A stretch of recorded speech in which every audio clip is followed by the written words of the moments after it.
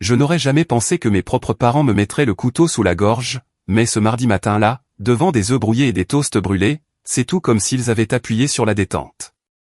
Leurs mots m'ont percuté comme un train de marchandises, me transperçant la poitrine, soit je devenais la nounou à domicile de ma sœur enceinte, gratuitement, soit je voyais mon loyer tripler, passant de 500 € à 1500 € par mois.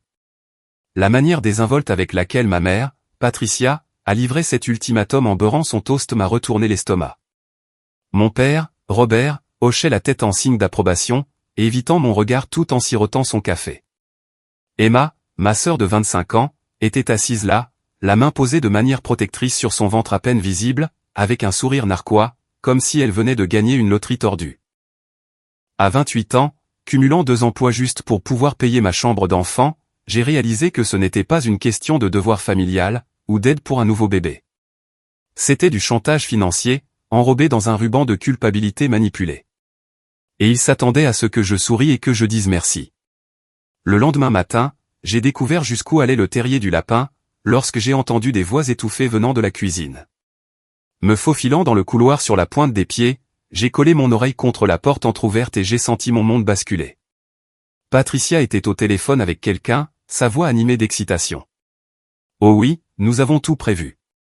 Louise s'occupera de tout une fois que le bébé sera là. Elle est si douée avec les enfants, et ça fera économiser des milliers d'euros à Emma et Derek en frais de garde. » Mon sang s'est glacé, quand j'ai réalisé qu'elle parlait aux parents fortunés de Derek, le petit ami d'Emma. On en a déjà discuté avec Louise, et elle est tout à fait d'accord pour aider la famille. Le mensonge m'a frappé comme une gifle. Je n'avais rien accepté du tout. En fait, j'avais passé toute la nuit à me retourner dans mon lit, essayant de trouver un moyen d'échapper à leur exigence impossible. Mais voilà que ma mère inventait déjà des histoires à la famille de Derek, sur ma prétendue volonté de sacrifier ma vie pour des tâches de garde d'enfants non rémunérées. La voix de Robert s'est jointe à la conversation alors qu'il entrait dans la cuisine.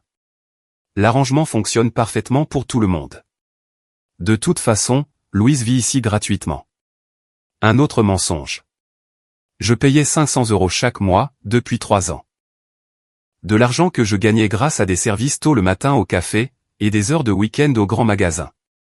Je me suis éloigné de la porte, le cœur battant si fort que j'étais sûr qu'il pouvait l'entendre. Montant silencieusement les escaliers, j'ai attrapé mon téléphone et j'ai appelé ma collègue, Sarah, pendant sa pause déjeuner. « Sarah, j'ai besoin d'un avis extérieur », ai-je murmuré, en expliquant toute la situation, cachée dans le placard de ma chambre. « Louise, ce n'est pas une famille qui aide une famille. C'est de l'exploitation », la voix de Sarah était ferme au téléphone. « Tu as 28 ans, avec ta propre vie et tes propres objectifs de carrière. Ils ne peuvent pas simplement décider que tu vas être une servante non rémunérée. » Mais lorsque je suis descendu pour le dîner ce soir-là, la manipulation a atteint un tout autre niveau. Derek était arrivé, affalé à sa place habituelle à notre table de cuisine, comme s'il était chez lui. Ses cheveux blonds lui tombaient dans les yeux, et il portait la même chemise froissée que je lui avais vue ces 3 derniers jours. Le type n'avait pas eu d'emploi stable depuis plus d'1 an, malgré son diplôme en administration des affaires. Emma s'est frotté le ventre de manière dramatique en parlant. « Louise, les parents de Derek sont tellement excités par notre arrangement. Ils ont déjà commencé à acheter des vêtements pour bébé, parce qu'ils savent que les frais de garde ne seront pas un problème. Le poids de leur manipulation s'est abattu sur mes épaules comme une couverture de béton. Non seulement ils avaient menti à la famille de Derek sur mon accord, mais ils avaient apparemment utilisé cette promesse pour obtenir un soutien financier de ses parents aisés. J'étais échangé comme du bétail, mon avenir bradé sans mon consentement. Je n'ai jamais accepté d'être la nounou de qui que ce soit, ai-je dit prudemment, en essayant de garder ma voix stable. Le visage de Patricia s'est immédiatement durci. « Louise, nous devons discuter de ton attitude. Cette famille t'a soutenue pendant des années, et maintenant il est temps que tu rendes l'appareil. Je paie un loyer tous les mois, lui ai-je rappelé, en sortant mon téléphone pour montrer les relevés de virement électronique. 500 € couvrent à peine les charges, a interjeté Robert, bien que je l'ai vu déposer mes chèques de nombreuses fois. Un vrai appartement te coûterait le double, et tu le sais. » Derek a pris la parole pour la première fois, sa voix paresseuse et pleine de suffisance. Emma a besoin du soutien de sa famille en ce moment. Ce n'est pas comme si tu avais autre chose d'important à faire. Le mépris dans son ton m'a fait serrer les dents. Rien d'important à faire, à part travailler 60 heures par semaine pour me construire une vie, économiser pour mon propre appartement, et suivre des cours du soir pour finir mon diplôme en marketing. D'ailleurs, a ajouté Emma avec une fausse douceur, ce sera un bon entraînement pour quand tu auras tes propres enfants un jour. La supposition que je voudrais des enfants, que toute ma vie devrait tourner autour des choix reproductifs des autres, m'a poussé plus près du point de rupture. Mais je suis restée silencieuse, formant déjà le début d'un plan dans mon esprit. Cette nuit-là, je suis restée éveillée, fixant le plafond, écoutant les émissions de télévision bruyantes de Derek à travers les murs fins. Il vivait ici sans payer de loyer depuis 8 mois, traitant notre maison comme son hôtel personnel, pendant que je m'épuisais au travail juste pour me permettre une chambre. L'injustice de tout cela me serrait la poitrine de colère. Au matin, j'avais pris une décision. Si ma famille voulait me traiter comme une propriété à négocier et à échanger, je leur montrerais à quel point ils dépendaient de cette propriété. Mais d'abord, je devais comprendre toute l'étendue de leur tromperie. J'ai passé ma pause déjeuner au café à rechercher les tarifs du marché pour la garde d'enfants dans notre région. Les nounous professionnels gagnaient entre 15 et 20 euros de l'heure, et les arrangements à domicile incluaient généralement le logement, la nourriture, et une compensation supplémentaire pour le manque d'espace personnel et de liberté. Armé de ces informations, j'ai décidé d'aborder ma famille avec un compromis raisonnable. Ce soir-là, je me suis assise à notre table de cuisine avec une proposition imprimée, détaillant mes conditions, une aide à temps partiel pour la garde d'enfants à 12 euros de l'heure, avec des limites claires sur ma disponibilité et mes responsabilités. J'aiderai avec le bébé pendant des heures spécifiques, tout en conservant mes emplois actuels et en continuant mes études. C'est ridicule, a lancé Patricia avant même que j'aie fini de lire le premier paragraphe. Tu veux faire payer ta propre famille pour t'occuper de ton neveu ou de ta nièce? Ce n'est pas faire payer, ai-je expliqué patiemment. C'est une juste compensation pour des services professionnels. J'ai recherché les tarifs du marché, et j'offre en fait un prix inférieur à la moyenne. Le visage d'Emma a rougi d'indignation. Je n'arrive pas à croire à quel point tu es égoïste. Après tout ce que cette famille a fait pour toi, tu veux profiter de mon bébé. Qu'est-ce que cette famille a fait pour moi, exactement? La question m'a échappé avant que je ne puisse la retenir, surprenant tout le monde, y compris moi-même. Robert s'est penché en avant, sa voix prenant ce ton parental sévère qu'il utilisait quand j'avais 12 ans. Nous t'avons fourni un logement, de la nourriture, et un soutien pendant des années. Nous aurions pu te demander de déménager quand tu as eu 18 ans, mais nous ne l'avons pas fait. Je paie mon loyer et mes propres courses depuis que j'ai 25 ans, lui ai-je rappelé. Et avant ça, j'étais à l'université, travaillant à temps partiel pour couvrir mes dépenses. Derek a ri depuis sa place sur le canapé, sans même prendre la peine de détourner les yeux de son jeu vidéo. Allons, Louise. C'est juste du babysitting. Ça ne peut pas être si difficile. Le mépris désinvolte pour la garde d'enfants, qualifié de juste du babysitting, a révélé tout ce que j'avais besoin de savoir sur l'attitude de Derek envers les responsabilités parentales. Ce type s'attendait à déléguer tout le travail réel à quelqu'un d'autre, tout en s'attribuant le mérite d'être un père. Emma s'est levée de façon dramatique, une main sur le dos, comme si la grossesse lui causait déjà un inconfort important à seulement 10 semaines. Je suppose que je sais où j'en suis avec ma propre sœur. Quand j'avais le plus besoin du soutien de ma famille, tu as décidé de me traiter comme une transaction commerciale. Ce n'est pas de ça qu'il s'agit, ai-je dit, en essayant de garder ma voix calme malgré la frustration qui montait en moi. J'essaie de trouver une solution qui fonctionne pour tout le monde. Je veux aider, mais je dois aussi préserver ma propre vie et mes objectifs. Tes objectifs? La voix de Patricia dégoulinait de sarcasme. Comme quoi, Louise? Tu as 28 ans, tu vis toujours à la maison, tu sautes d'un emploi à temps partiel à l'autre. Peut-être qu'il est temps que tu acceptes que c'est là ton but dans la vie. Les mots m'ont frappé comme un coup physique.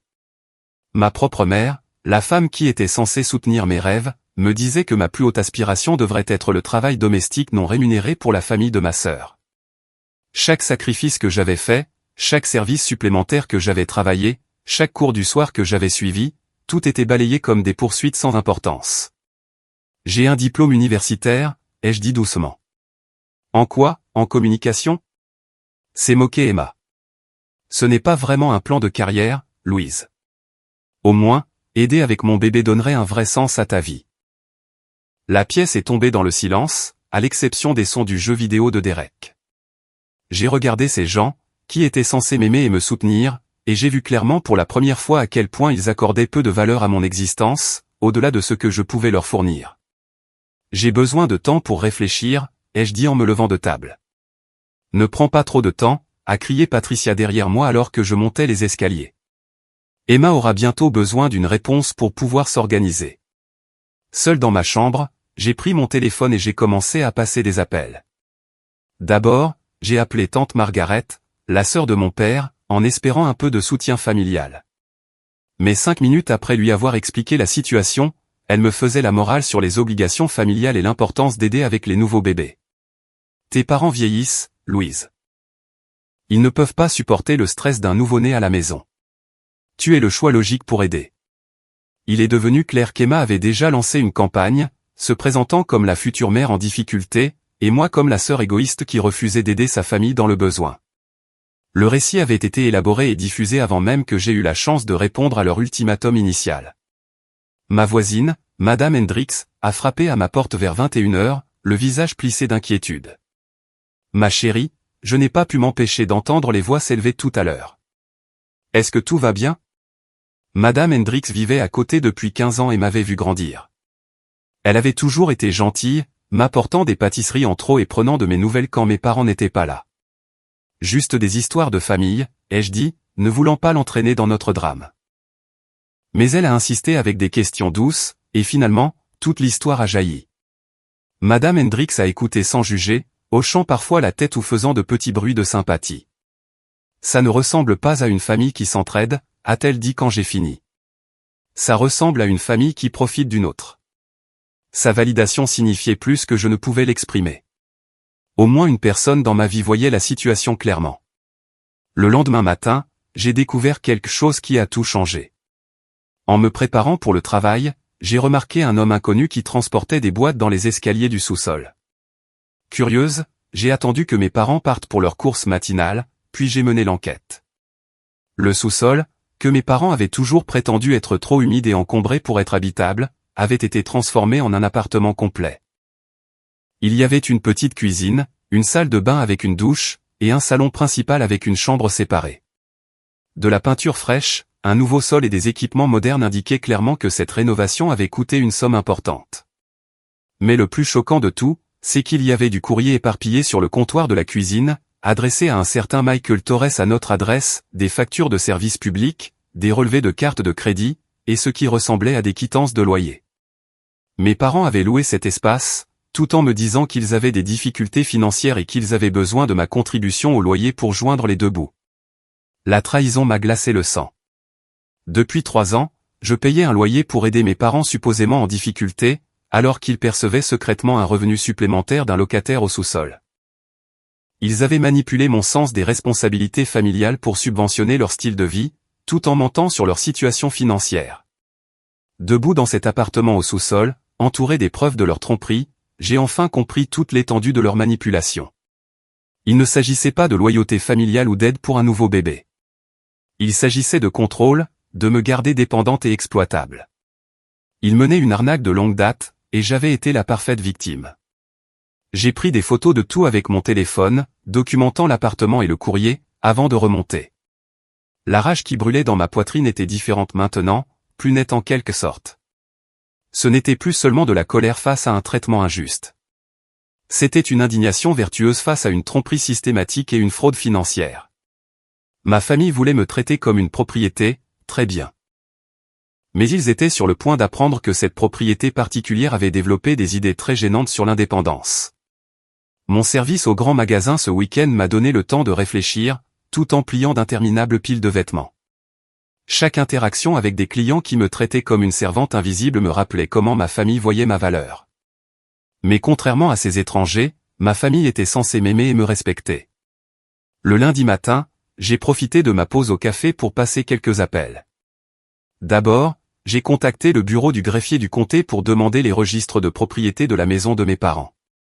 La femme joyeuse nommée Janet, qui a répondu, m'a expliqué que je pouvais accéder aux archives publiques moyennant une somme modique.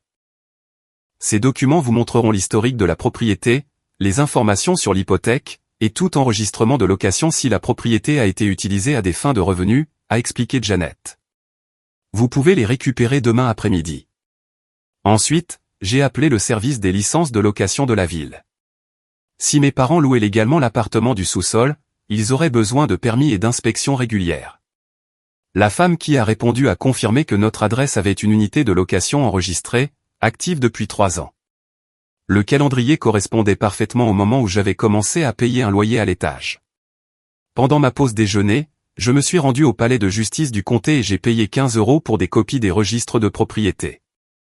Assise dans ma voiture sur le parking, j'ai étalé les documents sur mon siège passager et j'ai senti mon monde basculer à nouveau. Non seulement les registres confirmaient la location légale du sous-sol, mais ils révélaient quelque chose de bien plus choquant. Mes parents avaient contracté une deuxième hypothèque substantielle sur la maison il y a 18 mois. Le montant du prêt était suffisamment important pour couvrir des dépenses majeures comme des voitures, des vacances, ou des rénovations.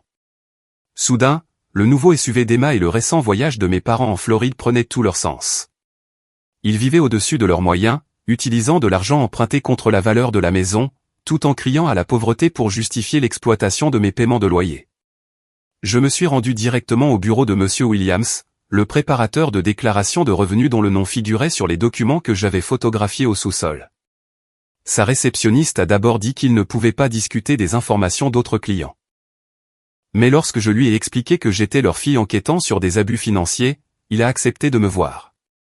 Je ne peux pas vous donner de détails spécifiques, a dit Monsieur Williams avec précaution, mais je peux confirmer que vos parents ont déclaré des revenus locatifs sur leur déclaration de revenus des 3 dernières années. Des revenus locatifs importants. Le mot important m'a frappé comme un coup de foudre. Mes paiements mensuels de 500 € n'étaient pas leur seul revenu locatif. Ils percevaient de l'argent à la fois du locataire du sous-sol et de moi, tout en se plaignant de difficultés financières pour justifier leurs exigences de travail gratuit.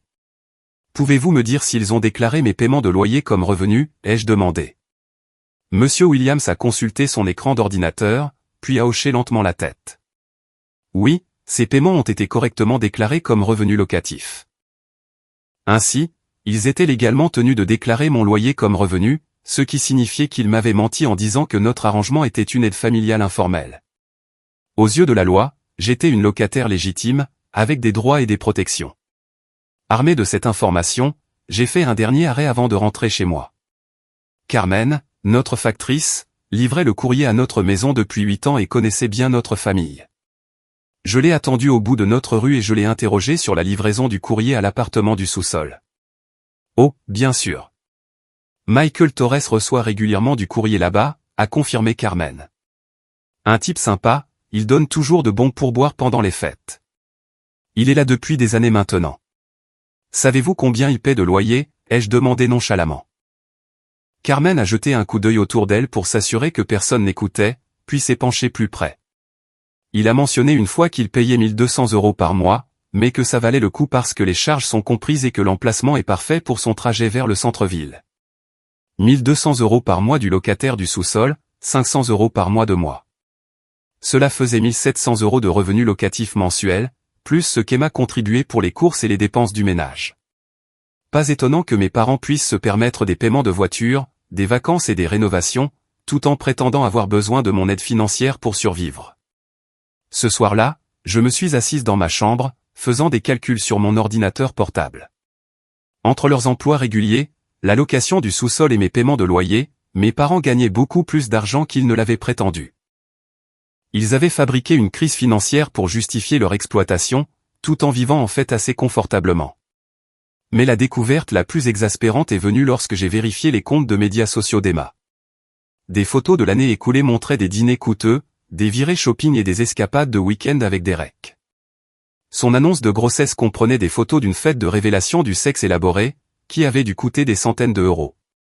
Pendant ce temps, je sautais des repas pour pouvoir payer l'essence et je portais des vêtements d'occasion pour étirer mon budget. Le parcours professionnel de Derek est devenu clair lorsque j'ai regardé son profil LinkedIn. Il avait quitté son dernier emploi dans l'entreprise de construction de son père après 6 mois, affirmant que l'environnement de travail était toxique. Depuis lors, il vivait de ses économies, des allocations de chômage, et apparemment, du soutien financier d'Emma. Le type qui méprisait mes objectifs de carrière comme étant sans importance n'avait pas eu d'emploi stable depuis plus d'1 an. Mais la dernière pièce à conviction est venue d'une source inattendue. En examinant mes relevés bancaires pour documenter mes paiements de loyer, j'ai remarqué quelque chose d'étrange. Mes virements mensuels sur le compte de mes parents avaient été automatiquement classés comme paiement de loyer par le système de suivi de mon application bancaire. Cela signifiait qu'il y avait une piste numérique claire prouvant que je payais un loyer, et non que je faisais des contributions informelles aux dépenses familiales. Si cette situation devait un jour dégénérer en action en justice, j'avais la documentation prouvant mon statut de locataire et mes droits. Assise sur mon lit, entouré de documents imprimés, de relevés bancaires et de registres de propriété, j'ai enfin eu une vue d'ensemble. Mes parents avaient orchestré un plan de manipulation financière élaboré, utilisant mon sens de la loyauté familiale et ma situation économique précaire pour m'extorquer de l'argent, tout en fournissant de fausses informations sur leur situation. L'ultimatum du bébé ne concernait pas les besoins de garde d'enfants ou le soutien familial. Il s'agissait de maintenir le contrôle sur leur source de revenus la plus fiable, moi. Si je déménageais, ils perdraient 6 000 € de loyer par an, plus la commodité d'avoir quelqu'un à blâmer pour leurs mauvaises décisions financières. Mais ce qu'ils n'avaient pas réalisé, c'est que leur manipulation m'avait appris quelque chose de précieux sur la documentation des preuves et la compréhension de mes droits légaux. S'ils voulaient jouer dur avec des menaces financières, j'étais maintenant prête à répondre avec des connaissances, plutôt qu'avec des émotions. La question n'était plus de savoir si j'accepterais leurs conditions. La question était de savoir comment utiliser ces informations pour exposer leur tromperie et échapper complètement à leur contrôle. Le lendemain matin, je me suis réveillé avec une clarté absolue sur mes prochaines étapes. Pendant que ma famille se remettait de sa soirée à célébrer la dernière échographie d'Emma, je me suis habillé en silence et j'ai traversé la ville pour visiter des appartements. Monsieur Peterson, le propriétaire qui avait annoncé un T2 à 750 € par mois, m'a accueilli à la propriété avec un sourire chaleureux. L'appartement était petit mais propre, avec sa propre place de parking et des branchements pour lave-linge. Plus important encore, il se trouvait à 25 km de la manipulation de ma famille. Vous semblez être une locataire responsable, a dit Monsieur Peterson après avoir examiné mon historique d'emploi et mes références. Le locataire précédent a vécu ici pendant 4 ans sans aucun problème. Je préfère les locataires à long terme qui traitent l'endroit comme leur maison.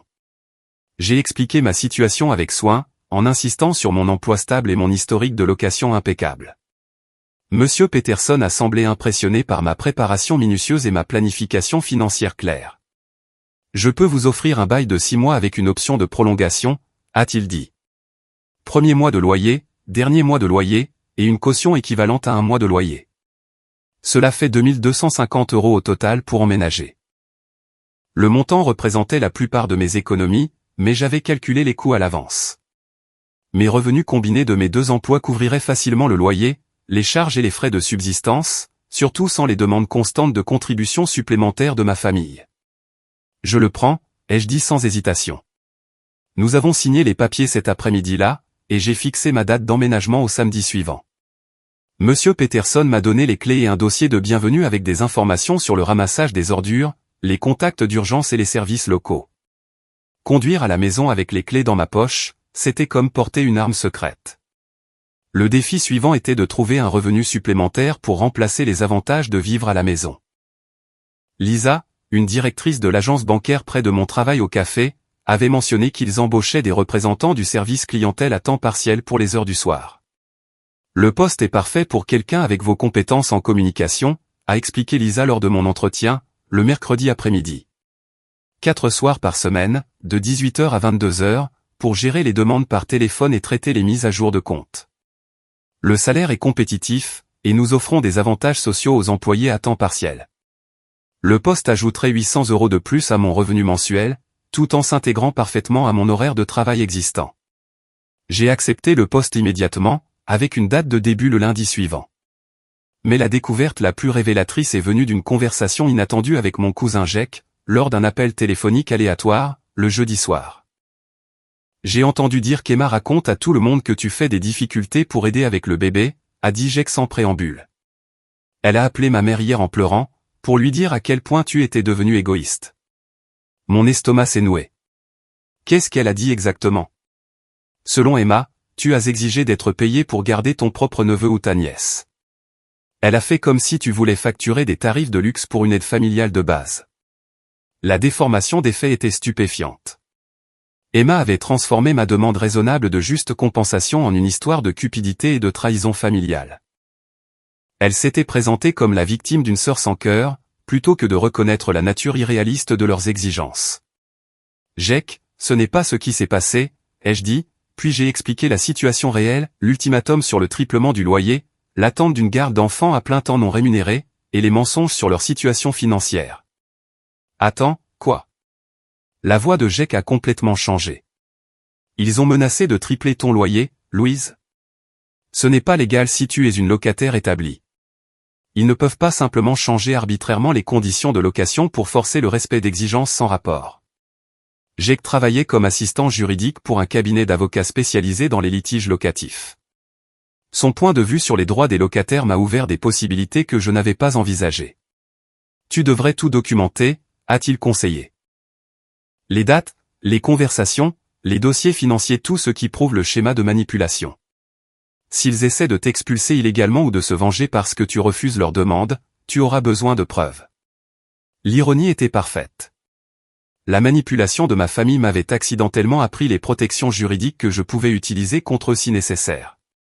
Cette nuit-là, j'ai commencé un journal détaillé des événements, des conversations et des découvertes. Chaque mensonge sur leurs finances, chaque tentative de manipulation émotionnelle, chaque menace déguisée en préoccupation familiale. Le schéma de comportement est devenu indéniable une fois écrit chronologiquement.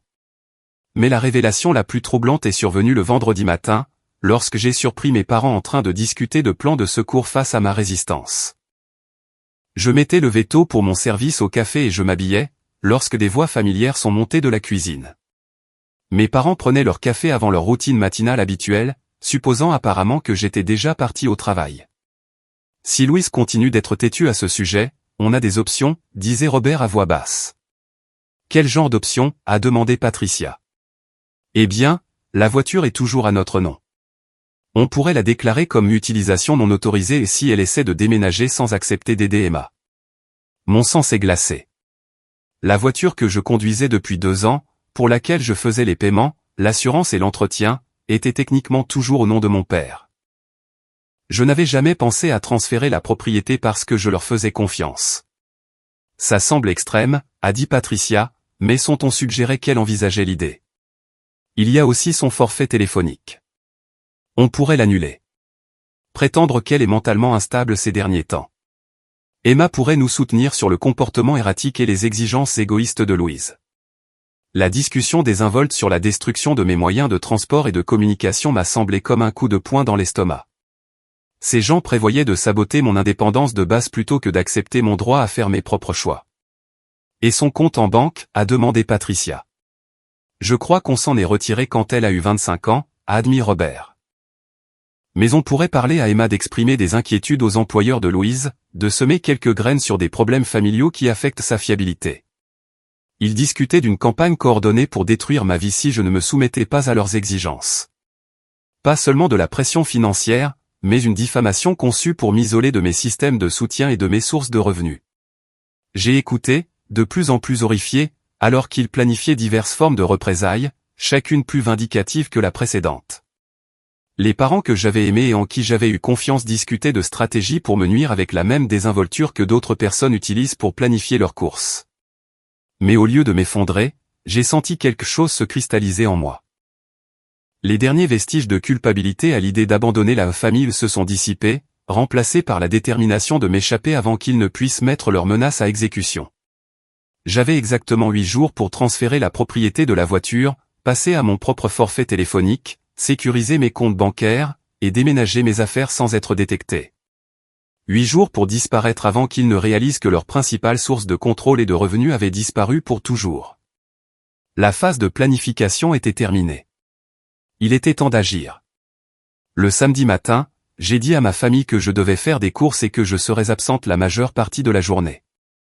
L'annonce désinvolte ne les a guère interpellés, puisque je passais souvent mes week-ends à m'occuper d'affaires personnelles pendant qu'ils se détendaient à la maison. Mon premier arrêt a été au service des immatriculations, où j'avais fait des recherches sur la procédure de transfert de propriété d'un véhicule entre membres de la famille. Armé du titre de propriété, de l'immatriculation et d'un acte de vente que j'avais préparé montrant mon père me vendant la voiture pour 1 euro, j'ai attendu 3 heures en file pour remplir les formalités. Ça semble simple, a dit l'employé en traitant les documents. Votre père devra signer le transfert de titre, mais tout le reste est en ordre. L'acte de vente était ma police d'assurance. Si mes parents essayaient de déclarer la voiture volée, j'aurais une documentation légale prouvant le transfert de propriété. Tout ce dont j'avais besoin était la signature de Robert, que je prévoyais d'obtenir par une ruse prudente. Ensuite, je me suis rendu à la boutique de téléphonie pour ouvrir mon propre compte. Le processus nécessitait une vérification de crédit et des frais d'activation, mais la représentante m'a assuré que je pouvais conserver mon numéro actuel lors du transfert de service. Vous recevrez une nouvelle carte SIM, et le transfert devrait être terminé dans les 24 heures, a-t-elle expliqué. Votre ancien compte sera automatiquement annulé une fois que le numéro sera transféré sur votre nouveau forfait. Le timing serait parfait pour mon départ du samedi. Le temps que ma famille se rende compte que j'étais parti, leur capacité à me contacter directement serait éliminée. Ma dernière tâche du samedi consistait à ouvrir un deuxième compte bancaire dans une autre institution. Le nouveau compte resterait secret jusqu'à mon départ, me donnant un accès sécurisé au fonds si ma famille tentait des représailles financières. Dimanche, j'ai commencé le processus délicat de déménagement de mes affaires personnelles sans éveiller les soupçons. Sous prétexte de nettoyage de printemps, j'ai commencé à trier mes vêtements et mes objets personnels, décidant ostensiblement ce que je donnerais à une œuvre de charité. Tu fais enfin le tri dans ta chambre, a commenté Emma d'un ton approbateur en voyant les sacs poubelles que je descendais. Tu auras peut-être plus de place pour les affaires de bébé bientôt. La supposition que ma chambre deviendrait un espace de rangement pour la nurserie a renforcé ma décision de m'échapper. Emma avait déjà commencé à planifier comment utiliser mon espace de vie à sa convenance. Je m'organise, c'est tout, ai-je répondu d'un ton neutre, en chargeant les sacs dans le coffre de ma voiture. Au lieu de me rendre au centre de dons, j'ai tout livré à mon nouvel appartement, déménageant progressivement mes affaires sans être détecté. Tony, un étudiant que j'avais engagé pour m'aider avec les meubles, m'a retrouvé à l'appartement le dimanche après-midi pour évaluer les gros articles que je devrais transporter plus tard. La plupart de ces affaires peuvent tenir dans une camionnette standard, a dit Tony en examinant mon cadre de lit, ma commode et mon bureau. Quand voulez-vous programmer le déménagement? Samedi prochain, vers 9 heures, lui ai-je dit. Il faut que ce soit rapide et efficace. Tout doit être chargé et transporté en 2 heures. Tony a hoché la tête avec confiance. Pas de problème. J'ai déjà fait ce genre de déménagement. Ayez juste tout emballé et prêt à partir. La logistique se mettait en place parfaitement. Lundi soir, j'ai assisté à ma première séance avec le docteur Anderson, une thérapeute dont le cabinet était situé près de mon nouvel appartement. J'ai décidé qu'un accompagnement professionnel m'aiderait à gérer la complexité émotionnelle de couper les ponts avec une famille manipulatrice. Ce que vous décrivez ressemble à de la violence financière combinée à de la manipulation émotionnelle, a dit le docteur Anderson après que je lui ai expliqué la situation. Les menaces d'augmentation de loyer et les exigences de travail non rémunéré sont des tactiques de contrôle classiques. Sa validation signifiait tout. Le fait qu'un professionnel confirme que le comportement de ma famille constituait une violence a solidifié ma résolution. Il est normal de se sentir coupable de se protéger des membres de sa famille, a poursuivi le docteur Anderson. Mais maintenir des relations qui nuisent à votre bien-être ne sert les intérêts de personne à long terme. Nous avons discuté de stratégies pour gérer la culpabilité, fixer des limites et construire des relations de soutien en dehors des liens familiaux. Le docteur Anderson a souligné que s'éloigner des dynamiques toxiques était souvent le choix le plus sain pour toutes les personnes concernées. Parfois, les gens ont besoin de faire l'expérience des conséquences naturelles de leur comportement avant d'être motivés à changer, a-t-elle expliqué. Votre famille ne comprendra peut-être jamais votre point de vue, mais cela ne rend pas votre décision mauvaise. Le mardi a apporté un défi inattendu, lorsque j'ai découvert que mes parents surveillaient l'activité de mon compte bancaire. En consultant mes relevés en ligne, j'ai remarqué que quelqu'un s'était connecté à mon compte depuis un autre appareil, à plusieurs reprises au cours du mois dernier.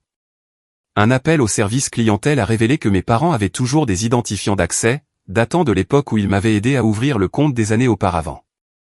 Leur surveillance expliquait comment ils avaient été au courant de mes difficultés financières et du solde de mes économies. Je dois retirer tous les autres utilisateurs de ce compte immédiatement, ai-je dit à la représentante. Nous pouvons le faire tout de suite, m'a-t-elle assuré. Nous vous délivrerons également de nouveaux identifiants de connexion et une carte de débit de remplacement pour la sécurité. L'invasion de la vie privée ressemblait à une autre violation, mais elle expliquait aussi comment ma famille avait gardé une longueur d'avance sur ma planification financière. Ils suivaient mes dépenses et mes revenus, utilisant ces informations pour calibrer leur tactique de pression. Mercredi soir, j'ai fait ma préparation la plus difficile, écrire la lettre que je laisserai derrière moi pour expliquer mon départ. Le document devait être suffisamment complet pour les empêcher de prétendre ignorer mes motivations, tout en restant axé sur les faits plutôt que sur les émotions. J'ai commencé par une chronologie des événements, en commençant par leur ultimatum de devenir une nounou non rémunérée et en poursuivant avec mes découvertes sur leur tromperie financière. Chaque affirmation était étayée par des preuves et une documentation spécifique.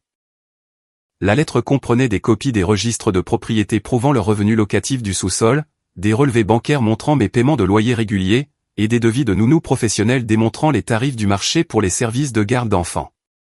Plus important encore, j'ai documenté leurs menaces concernant la voiture, le service téléphonique et la diffamation.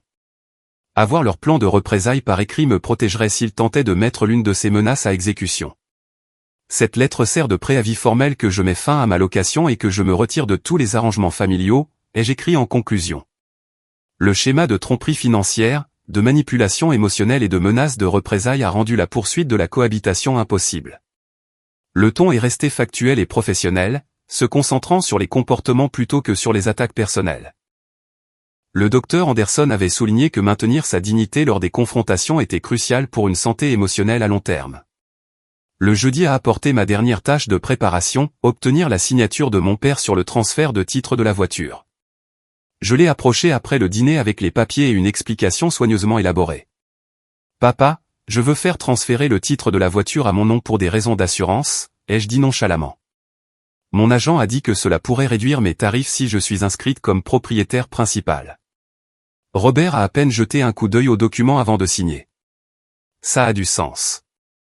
De toute façon, c'est toi qui paies l'assurance. » La signature désinvolte a finalisé ma propriété légale du seul bien majeur qui pouvait être utilisé contre moi. Le vendredi soir, chaque aspect de mon plan d'évasion était confirmé et prêt à être exécuté.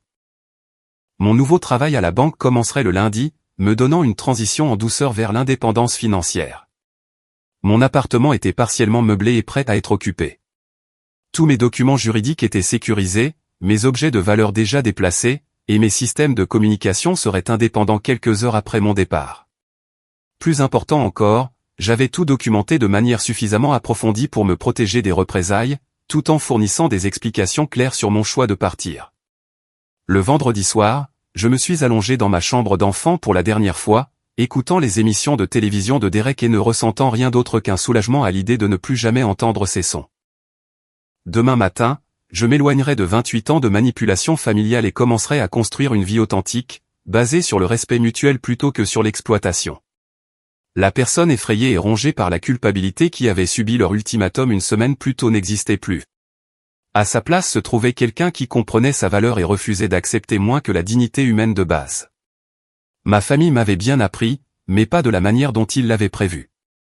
Le samedi matin est arrivé, avec ce genre d'air d'automne vif qui donnait l'impression d'un nouveau départ.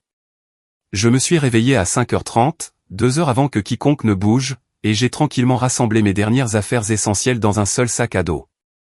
La lettre que j'avais écrite pour expliquer mon départ était posée sur mon oreiller, scellée dans une enveloppe adressée simplement à la famille. À l'intérieur, avec mon explication détaillée et les preuves de leur tromperie, j'avais inclus ma clé de la maison et un préavis formel de 30 jours, mettant fin à ma location comme l'exige la loi de l'État. À 6h15, je chargeais les derniers articles dans ma voiture, tandis que le quartier restait paisiblement silencieux. Tony est arrivé ponctuellement à 6h30 avec sa camionnette, et nous avons effectué le déménagement des meubles avec une précision militaire. « C'est un déménagement de ninja, ça », a murmuré Tony en descendant mon matelas par les escaliers. « Ta famille ne sait pas que tu pars ? » « Ils le découvriront bien assez tôt, ai-je répondu, concentré sur la tâche à accomplir.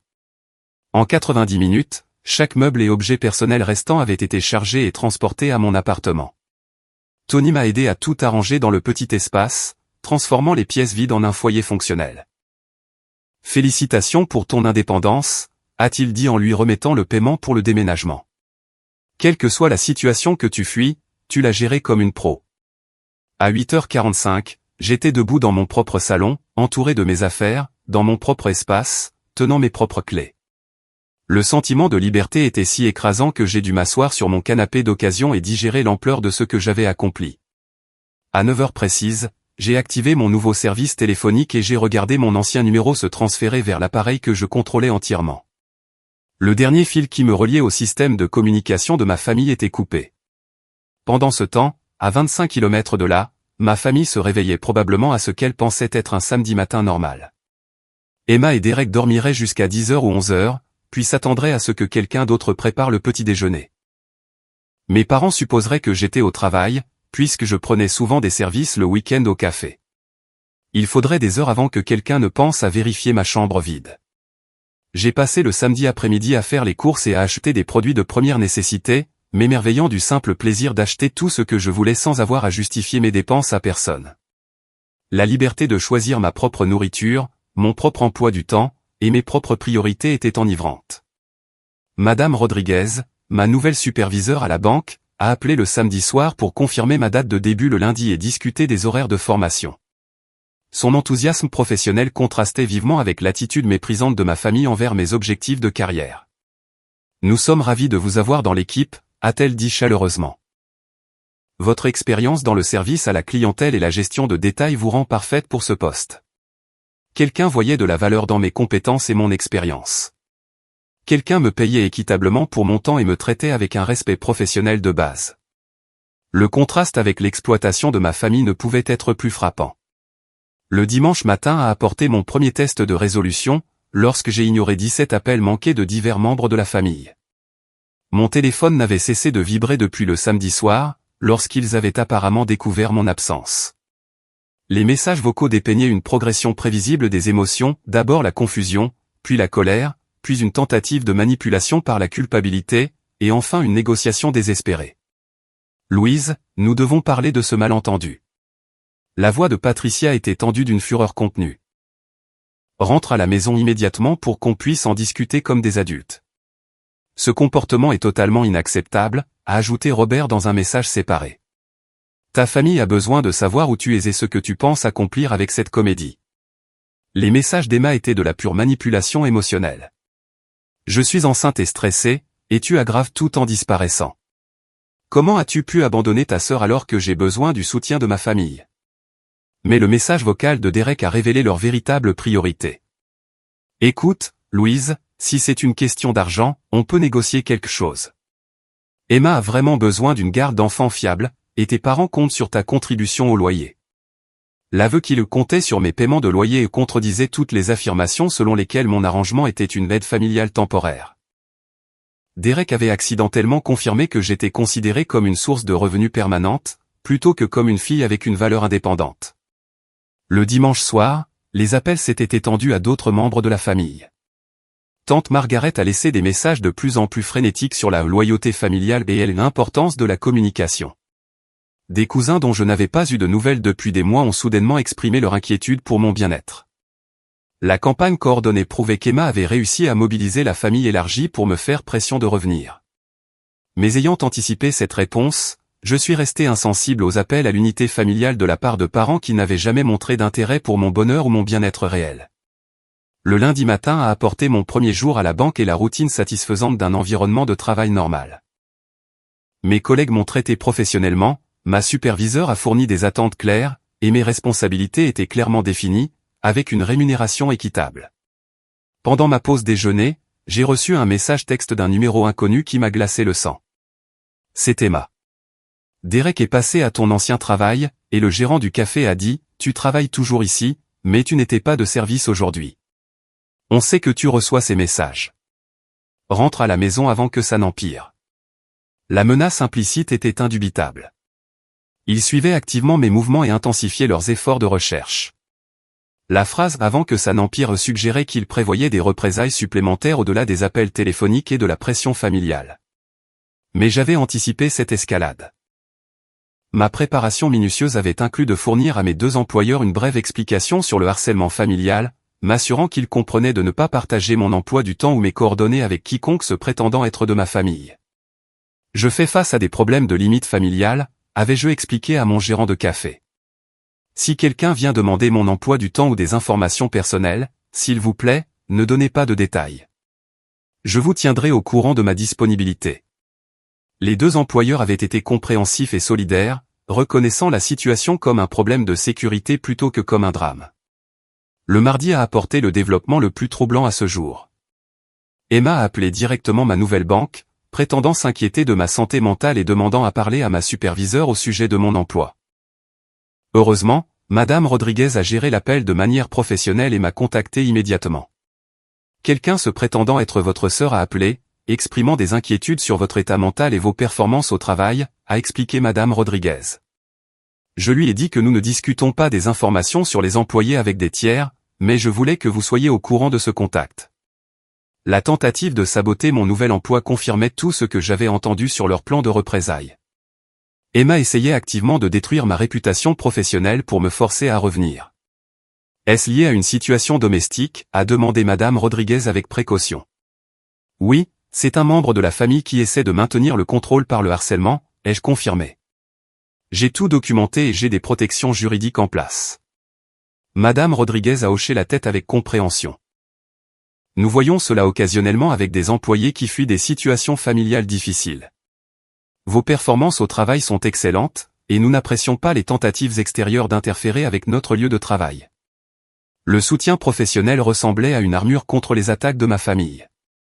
Le mercredi a apporté la nouvelle que j'attendais, mes parents avaient déposé un avis de personne disparue, affirmant que j'avais disparu dans des circonstances suspectes. Mais l'officier de police qui m'a contacté semblait sceptique quant à leurs affirmations. Votre famille dit que vous êtes parti sans explication, et il s'inquiète pour votre sécurité, a expliqué l'officier Martinez lors de notre conversation téléphonique. Mais vous êtes manifestement en bonne santé et en contact. Cela ressemble plus à un conflit familial qu'à une affaire de personnes disparues. J'ai expliqué brièvement la situation, en soulignant que j'étais une adulte qui avait choisi de quitter une situation familiale difficile et que j'avais fourni un préavis écrit de mon départ. Vous sentez-vous en sécurité là où vous êtes maintenant ? A demandé l'officier Martinez. Absolument. Je me sens plus en sécurité que je ne l'ai été depuis des années. Alors ce n'est pas une affaire de police. Les désaccords familiaux ne sont pas des problèmes criminels, à moins qu'il n'y ait des menaces ou du harcèlement. La confirmation officielle que la vie de personnes disparues de ma famille était inappropriée m'a donné une protection supplémentaire contre de futures tentatives de manipulation. Le jeudi, les appels et les messages avaient enfin cessé. Le silence soudain semblait plus menaçant que paisible, suggérant qu'ils se regroupaient pour une approche différente. J'ai profité du calme pour réfléchir à tout ce qui s'était passé. Il y a une semaine, j'étais piégé dans un cycle d'exploitation et de manipulation, convaincu que la loyauté familiale exigeait d'accepter les abus. Maintenant, je vivais de manière indépendante, travaillant à un poste où mes contributions étaient valorisées, et construisant des relations authentiques basées sur le respect mutuel. La transformation n'avait pas nécessité de confrontation dramatique ni de plan de vengeance élaboré. Je m'étais simplement retiré d'une situation toxique et avais laissé les conséquences naturelles de leur comportement se dérouler sans ma participation. Ma famille faisait l'expérience de la réalité de la vie sans leur solutionneur de problèmes et contributeur financier désigné. Plus de paiement de loyer fiable. Plus de main-d'œuvre gratuite pour les tâches ménagères. Plus de boucs émissaires à blâmer pour leurs mauvaises décisions financières. Plus important encore, ils étaient confrontés à la perspective de s'occuper réellement du bébé d'Emma, sans l'aide non rémunérée d'un membre de la famille exploitée. Le vendredi matin a apporté un dernier message, cette fois d'Emma elle-même. Louise, j'ai eu un accouchement prématuré la nuit dernière. Le bébé va bien, mais Derek a paniqué et n'a pas supporté la visite à l'hôpital. Maman et papa sont dépassés, essayant d'aider avec tout. Peut-être qu'on devrait parler. Le message était clairement conçu pour déclencher la culpabilité et l'inquiétude, présentant Emma comme étant en difficulté et la famille comme étant dépassée sans ma présence. Mais le sous-entendu était encore plus révélateur. Derek, l'homme qui qualifiait la garde d'enfants de simple babysitting, avait paniqué lors de son premier vrai défi parental. Il vivait exactement ce que j'avais prédit, la dure réalité que l'éducation des enfants exige un effort, une responsabilité et un sacrifice réel de la part des parents eux-mêmes. Au lieu de répondre avec sympathie ou culpabilité, j'ai ressenti un profond soulagement de ne pas être prise au milieu de leur crise. L'accouchement prématuré d'Emma était stressant, mais c'était aussi la confirmation que je m'étais échappé juste à temps pour éviter d'être enrôlé dans une garde d'urgence. Le timing de mon départ avait été parfait. Les plans de secours de ma famille pour me contrôler avaient été neutralisés par ma préparation minutieuse. Leurs tentatives de représailles avaient été anticipées et contrées. Plus important encore, leur crise se déroulait sans moi, prouvant qu'ils étaient capables de gérer leurs propres responsabilités lorsqu'ils y étaient contraints. J'étais libre, et ils apprenaient à faire face aux conséquences de leur choix, sans un bouc émissaire commode à exploiter. 3 mois plus tard, je m'épanouissais d'une manière que je n'aurais jamais imaginée. Mon petit appartement s'était transformé en un véritable foyer, décoré avec des objets que j'avais choisis et payés moi-même. La liberté de prendre des décisions concernant mon espace de vie, mon emploi du temps, et mon avenir, c'était comme sortir d'un tunnel sombre pour entrer dans une lumière éclatante. Mon poste à la banque avait dépassé toutes les attentes. Madame Rodriguez m'avait recommandé pour une formation supplémentaire en planification financière, reconnaissant ma capacité naturelle à aider les clients à comprendre des produits financiers complexes. La recommandation s'accompagnait d'une promotion au poste de représentante principale du service clientèle, et d'une augmentation de salaire significative. Louise a des compétences exceptionnelles pour aider les gens à naviguer dans des situations financières difficiles, a écrit Madame Rodriguez dans mon évaluation de performance. Elle combine l'empathie avec des connaissances pratiques d'une manière qui la rend inestimable pour notre équipe. L'ironie ne m'a pas échappé, mon expérience d'avoir été manipulé financièrement avait en fait amélioré ma capacité à aider les autres à protéger leur bien-être financier. Ma vie sociale s'était épanouie de manière inattendue. Madame Franklin, ma voisine dans le complexe d'appartements, m'avait présenté à son club de lecture, qui se réunissait chaque mois à la bibliothèque locale. Les femmes avaient entre 30 et 70 ans, et leurs discussions sur la littérature évoluaient souvent vers des conversations plus profondes sur les expériences de vie et le développement personnel. Tu as une telle perspicacité sur les dynamiques familiales, a commenté Jennifer, une mère divorcée de 2 enfants qui était devenue mon amie la plus proche dans le groupe. C'est comme si tu comprenais à quel point les relations peuvent être compliquées, sans en être amères. L'observation de Jennifer a touché quelque chose que je traitais avec le docteur Anderson lors de nos séances hebdomadaires. La colère et la douleur de la manipulation de ma famille s'étaient progressivement transformées en quelque chose de plus utile, une sagesse pour reconnaître et éviter les schémas relationnels toxiques. Les personnes saines ne menacent ni ne manipulent pour obtenir ce qu'elles veulent, m'avait expliqué le docteur Anderson lors d'une de nos séances. Le comportement de votre famille vous a appris à identifier ces signaux d'alarme très tôt dans d'autres relations. Ma vie amoureuse reflétait cette nouvelle compréhension. Marcus, un enseignant que j'avais rencontré à la banque lors d'un événement de collecte de fonds pour une école, abordait les relations avec le genre de respect et de communication que je n'avais jamais connu. Quand ils voulaient passer du temps ensemble, il le demandait directement. Quand des conflits survenaient, il en discutait honnêtement, sans menace ni manipulation. J'apprécie ta franchise, m'a dit Marcus lors d'un dîner un soir. Tant de gens jouent à des jeux ou s'attendent à ce que tu devines ce qu'ils pensent. Le contraste avec le style de communication de ma famille était frappant. Marcus traitait mon temps, mes opinions et mon autonomie comme des choses précieuses, ne supposant jamais qu'il avait le droit de prendre des décisions pour moi ou de me faire pression pour des arrangements qui ne servaient pas mes intérêts. Ma relation avec le travail avait également évolué, au-delà d'un simple emploi, pour devenir un véritable développement de carrière. La direction de la banque avait commencé à discuter des possibilités pour moi de poursuivre des études supplémentaires en planification financière, avec le soutien de l'entreprise pour les certifications pertinentes. Nous voyons un réel potentiel d'avancement, a expliqué le directeur de district lors de mon évaluation trimestrielle. Votre combinaison de compétences en service à la clientèle et de pensée analytique vous rend idéal pour notre programme de développement du management. La validation de mon potentiel professionnel contrastait vivement avec l'attitude méprisante de ma famille envers mes objectifs de carrière. Des gens qui me connaissaient à peine avaient reconnu des capacités que mes propres parents avaient ignorées ou sapées. Mais le développement le plus satisfaisant a été la compréhension progressive de la manière dont mon départ avait affecté la situation de ma famille. Grâce à une observation attentive des archives publiques et à des mises à jour occasionnelles de tante Margaret, j'avais reconstitué les conséquences de leur manipulation. Sans mes contributions mensuelles au loyer, mes parents avaient eu du mal à payer leur mensualité d'hypothèque, en particulier la 2e hypothèque qu'ils avaient contractée pour financer leurs améliorations de style de vie. Ils avaient été contraints de vendre le SUV d'Emma et de réduire considérablement leurs dépenses en divertissement et en voyage.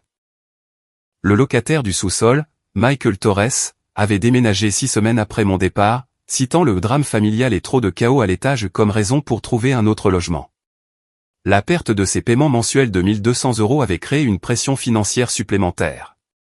L'adaptation d'Emma et de Derek à la parentalité s'était avérée plus difficile que leur supposition désinvolte ne le laissait penser. La panique de Derek lors de l'incident de l'accouchement prématuré avait été suivie de plusieurs autres situations de crise, où son incapacité à gérer le stress était devenue problématique. Derek a du mal avec la responsabilité, a admis tante Margaret lors d'une de nos brèves conversations téléphoniques. Emma est épuisée parce qu'il ne semble pas pouvoir gérer les tâches de base des soins au bébé sans être dépassé. Le retour à la réalité avait été exactement ce dont ils avaient besoin, bien qu'ils aient appris ces leçons à la dure. Le plus révélateur a été le changement progressif des dynamiques familiales, alors que les parents commençaient à remettre en question le récit qu'Emma avait construit sur mon abandon. Le cousin Jake avait parlé avec d'autres membres de la famille des véritables circonstances de mon départ, partageant ce qu'il avait appris sur la manipulation financière et l'ultimatum. Les gens commencent à comprendre que tu n'as pas simplement disparu sans raison, m'a dit Jake lors d'un café. La vie de personnes disparues a rendu certains parents suspicieux sur ce qui s'est réellement passé. La vérité avait une façon d'émerger malgré les efforts pour contrôler le récit. 6 mois après mon départ, Emma m'a contacté avec un message radicalement différent de ses communications précédentes. Au lieu de la colère ou de la manipulation, son texto portait une humilité sincère. « Louise, j'ai beaucoup réfléchi à tout ce qui s'est passé. Être parent est tellement plus difficile que je ne l'imaginais, et je commence à comprendre pourquoi tu as dit que notre arrangement n'était pas juste. Derek et moi allons en thérapie pour travailler sur notre communication et nos compétences parentales. Je ne te demande pas de revenir ou d'aider avec quoi que ce soit. Je voulais juste que tu saches que je réalise maintenant à quel point nous avons eu tort d'essayer de te forcer à garder les enfants sans être payé. Tu mérites d'avoir ta propre vie et tes propres objectifs. Si jamais tu es ouverte à la discussion, j'aimerais m'excuser comme il se doit. » Le message représentait le genre de croissance et d'introspection qui ne vient qu'après avoir subi de réelles conséquences. Emma avait appris les défis de la parentalité, non pas par des leçons ou des avertissements, mais par l'expérience directe des responsabilités qu'elle avait tenté de me déléguer. J'ai répondu avec précaution, reconnaissant ses excuses tout en maintenant des limites claires sur les contacts futurs. J'apprécie que tu me contactes et que tu partages ton point de vue. La parentalité est certainement un défi, et j'espère que la thérapie vous aidera, toi et Derek, à développer les compétences dont vous avez besoin. Je vais bien dans ma nouvelle vie et j'ai trouvé beaucoup de satisfaction dans mon indépendance. Je suis ouverte à une communication occasionnelle si elle est respectueuse et n'implique pas de demande d'assistance ou de soutien financier. L'échange a semblé clore un chapitre douloureux, tout en laissant la place à une éventuelle relation future, basée sur le respect mutuel plutôt que sur l'exploitation. La réponse de mes parents au changement de dynamique familiale a été, comme on pouvait s'y attendre, plus lente à évoluer. Ils s'étaient apparemment accrochés à leur récit de victime, affirmant que j'avais abandonné la famille en pleine crise et refusant de reconnaître leur rôle dans la création de la situation. Mais leurs difficultés financières les avaient contraints à des admissions pratiques. Ils avaient dû prendre un autre locataire au sous-sol pour remplacer le loyer de Michael, et ils avaient approché plusieurs parents pour une assistance financière temporaire afin de couvrir les dépenses du ménage. Le schéma de manipulation financière devenait visible pour d'autres membres de la famille, qui ont commencé à fixer leurs propres limites en matière d'aide monétaire. Tes parents ont demandé à emprunter 3 000 € le mois dernier, a mentionné tante Margaret lors d'une de nos conversations. Quand j'ai demandé des détails sur leurs dépenses, ils sont devenus évasifs et sur la défensive. Ça m'a fait réfléchir à ce que tu avais dit sur leur situation financière. Mon départ avait, par inadvertance, protégé d'autres membres de la famille de devenir les cibles des mêmes tactiques de manipulation. 1 an après mon départ, j'ai reçu la validation la plus significative de ma décision. Sophie, la fille adolescente de ma voisine, Madame Franklin, luttait avec ses propres problèmes de limites familiales. Ses parents attendaient d'elle qu'elle sacrifie ses projets universitaires pour rester à la maison et s'occuper d'un frère ou d'une sœur ayant des besoins spéciaux, utilisant des tactiques de culpabilisation et une pression financière similaire à celle que ma famille avait employée. Voir comment tu as géré ta situation familiale m'a donné le courage de défendre mes objectifs d'éducation, m'a dit Sophie. Tu m'as montré que l'on peut aimer sa famille tout en protégeant son propre avenir. Sophie avait réussi à négocier un compromis avec ses parents, qui lui permettait d'aller à l'université tout en contribuant aux soins de son frère ou de sa sœur pendant les vacances scolaires. La différence était que ses parents avaient accepté de payer pour une aide professionnelle et n'avaient pas exigé un travail à plein temps non rémunéré. La clé était d'aborder cela comme une conversation de résolution de problèmes, au lieu d'accepter leur première exigence, a expliqué Sophie. Quand j'ai présenté des alternatives et insisté sur des arrangements équitables, ils ont été disposés à travailler avec moi. Le succès de Sophie a démontré que mon choix de partir n'avait pas été la seule option pour faire face à la manipulation familiale, mais que c'était le bon choix pour ma situation spécifique. Parfois, s'éloigner force des conversations et des changements nécessaires qui ne se produiraient pas autrement. Alors que j'étais assise dans mon salon, à l'anniversaire de mon départ, entourée des preuves de la vie que j'avais bâtie par mes propres efforts, j'ai ressenti une profonde gratitude pour le courage d'avoir priorisé mon bien-être avant les attentes familiales. La décision de partir avait été douloureuse, mais elle avait aussi été transformatrice d'une manière que je n'aurais pas pu anticiper. J'avais appris à reconnaître ma propre valeur, à construire des relations basées sur le respect mutuel, et à faire confiance à mon jugement sur ce qui constituait des limites saines.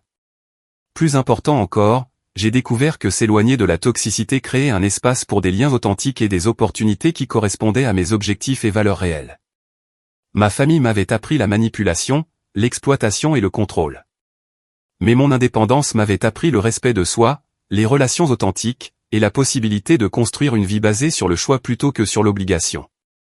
La femme qui avait subi leur ultimatum il y a 18 mois agissait par peur et par culpabilité. La femme qui réfléchit à cette expérience maintenant agit avec force et clarté sur sa valeur. Cette transformation, à elle seule, valait chaque moment difficile du parcours. La leçon de vie qui a émergé de cette expérience était à la fois simple et profonde. On ne peut pas construire de relations authentiques avec des personnes qui vous voient comme une propriété à utiliser, plutôt que comme une personne à respecter. Parfois, la chose la plus aimante que vous puissiez faire pour toutes les personnes impliquées est de vous éloigner et de laisser les conséquences naturelles enseigner les leçons que les mots ne peuvent pas transmettre. La loyauté familiale devrait améliorer votre bien-être, pas le détruire. Lorsque l'amour supposé s'accompagne de menaces, de manipulations et d'exigences de sacrifice de soi, ce n'est pas de l'amour du tout. Le véritable amour soutient votre croissance, respecte vos limites et célèbre votre indépendance.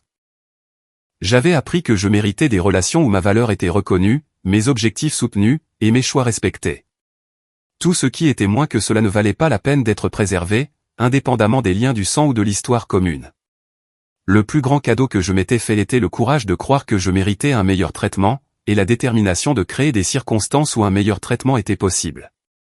Mon histoire ne parlait pas de vengeance ou de prouver que j'avais raison à des gens qui m'avaient fait du tort. Il s'agissait de choisir le respect de soi plutôt que le sacrifice de soi, et de découvrir que le bonheur authentique nécessitait des relations authentiques, bâties sur des fondations de respect mutuel plutôt que sur l'obligation et le contrôle. Vous êtes-vous déjà retrouvé dans une situation où les attentes familiales entraient en conflit avec votre bien-être et vos objectifs personnels? Comment équilibrez-vous la loyauté envers vos proches avec la nécessité de protéger votre propre avenir et votre indépendance? J'aimerais beaucoup lire vos pensées et vos expériences dans les commentaires ci-dessous. Si cette histoire a résonné en vous ou vous a rappelé vos propres défis avec les limites familiales, n'hésitez pas à aimer cette vidéo pour aider d'autres personnes qui pourraient être confrontées à des situations similaires à trouver ces perspectives. En vous abonnant à la chaîne, vous recevrez des notifications sur les nouvelles histoires et discussions sur la navigation dans les dynamiques familiales complexes et le développement personnel. Partagez cette histoire avec des amis ou des membres de votre famille qui pourraient bénéficier d'entendre parler de la fixation de limites saines et de l'importance du respect mutuel dans les relations signifierait beaucoup pour moi. Parfois, les gens ont besoin d'entendre que prioriser leur bien-être n'est pas égoïste, mais nécessaire pour construire des relations authentiques et aimantes. Merci d'avoir écouté mon histoire et de soutenir un contenu qui explore les complexités des relations familiales et du développement personnel. J'espère que mon expérience encouragera toute personne aux prises avec des choix similaires concernant la loyauté familiale et l'indépendance personnelle.